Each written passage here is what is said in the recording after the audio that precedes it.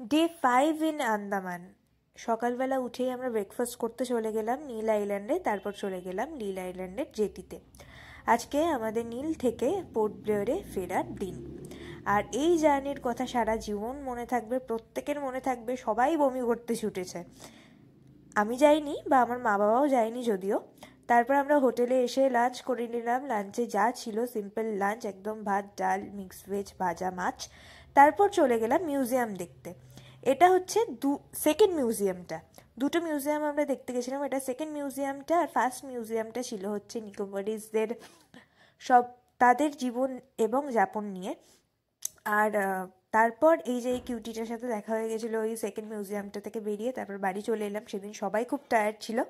সন্ধেবেলায় টিফিনে দিয়েছিল হচ্ছে এগ চাউমিন, আর রাতের ডিনারে ছিল হচ্ছে fried rice, chilli chicken, paneer, salad, পাঁপড়। বাই। ডে 5-এ এইটুকুই।